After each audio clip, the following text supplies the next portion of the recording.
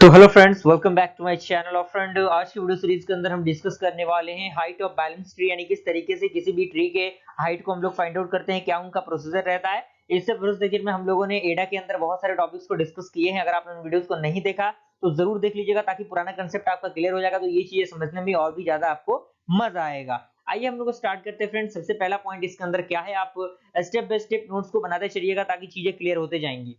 पहला पॉइंट कह रहा है कि height balance tree balanced binary tree is defined as a binary tree in which the height of left and the right subtree of any node differ by not more than one avial tree। यानी आपका avial tree इसके अंदर आएगा, red black tree आएगा, और example of height balance tree की अगर हम बात करें, यानी ओवरऑल इस पॉइंट की अगर मैं बारे में बात करूं, तो वो कह रहा है कि जो आपके हाइट ऑफ बैलेंस ट्री होंगे वो बेसिकली आपके लेफ्ट जो सब ट्री होगा उस पर डिपेंड करेगा, और जो राइट सब ट्री होगा उस पर डिपेंड करेगा।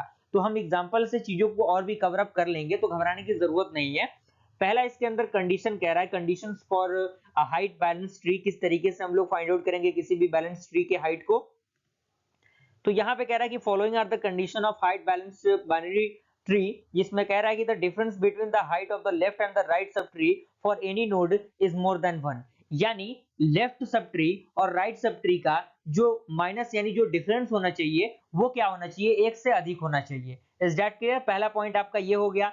सेकंड आपका पॉइंट कह रहा है कि the left sub tree is balanced, यानी जो लेफ्ट सब ट्री होना चाहिए वो बैलेंस्ड होना चाहिए, जो राइट सब ट्री होना चाहिए वो भी बैलेंस्ड होना चाहिए। यहाँ पे एक नोट आपको दिख रहा होगा, कह रहा है कि an empty tree is also height balanced, यानी जो एम्प्टी ट्री होगा उसको हम लोग हाइट बैलेंस्ड कहेंगे। ओके, आगे हमारा जो कुछ पॉइंट्स हैं वो है आपका height of balance of node, यानी किस तरीके से हाइट बैलेंस नोड को हम लोग फाइंड आउट करेंगे। उसका जो फॉर्मूला होगा, height of right sub tree minus height of left sub tree. Okay, उसके बाद आपका है height of height balance tree binary tree.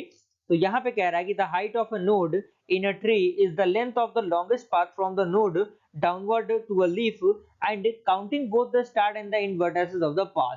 यानी जो हाइट ऑफ नोड होगा किसी भी ट्री के अंदर वो क्या होगा, लेंथ ऑफ लॉन्गेस्ट पाथ होगा, यानी जो आपका लॉन्गेस्ट पाथ होगा किसी भी नोड के अंदर वो डाउनवर्ड होंगे आपके लीफ नोड से, यानी जो रूट नोड होंगे उसके जो आजू बाजू जितने भी आपके एलिमेंट होते हैं वो लीफ नोड कहलाते हैं, तो वो वर्टाइसेस के माध्यम से जुड़े रहेंगे।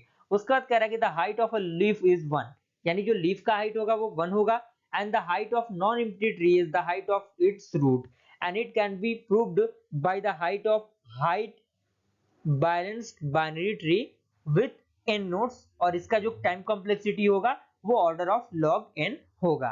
तो इसको देख के घबराने की जरूरत नहीं है, थ्योरेटिकल पार्ट है, आप इसको इजीली पढ़ के समझ सकते हैं, लिख सकते हैं।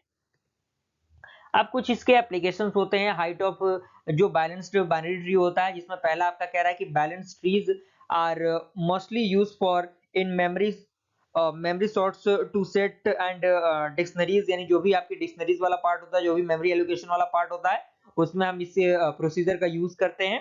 सेकंड पॉइंट कह रहा है कि balance tree are also used extensively in the database application in which the insertion and the deletion are fewer but there are frequent lookup for the data required। यानी जो बैलेंस ट्री होंगे उनका हम use करेंगे database application के अंदर, जिसमें insertion और डिलीशन को हम परफॉर्म करेंगे, जिसमें कुछ जो रिक्वायरमेंट हमें होगा उसके अकॉर्डिंग हम उसको सेट करेंगे। अगला पॉइंट कह रहा है कि it is used in applications that require improved searching apart from the database application, यानी इसका हम यूज करेंगे एप्लीकेशन के अंदर जो रिक्वायर्ड होंगे इंप्रूव सर्चिंग पार्ट के लिए डेटाबेस एप्लीकेशन से। एंड अगला पॉइंट कह रहा है कि it has application in short line games as well, यानी जो शॉर्ट लाइन गेम होते हैं उनको बनाने में हम इस एप्लीकेशन का यूज करते हैं।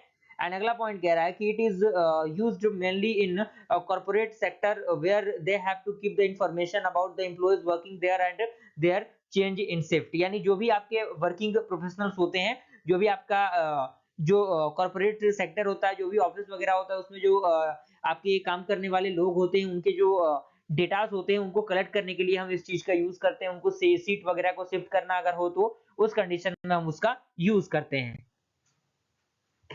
अगला आपका है advantage and the disadvantage of the height balance binary tree, जिसमें एडवांटेज में पहला पॉइंट कह रहा है कि it will improve the worst case looking of time at the at the expensive of making a typical case roughly one lookup less। and the second point कह रहा है कि as a general rule a height balance tree would work better when the request frequency across the data set are more evenly spread। And अगला point कह रहा है कि it gives the better search time complexity, यानी ये क्या करता है, एक बेटर टाइम कॉम्प्लेक्सिटी को प्रोवाइड करता है। और डिसएडवांटेज में आपको 3 पॉइंट मिल जाएंगे, आप इन तीनों पॉइंट्स को कवर अप कर सकते हैं। ओके, मुझे पूरी उम्मीद है कि ये टॉपिक आपको समझ में आ गया होगा। अगर नहीं भी आया तो एक दो बार चीजों को आप देखेंगे तो सारी चीजें आपकी क्लियर हो जाएंगी। ओके।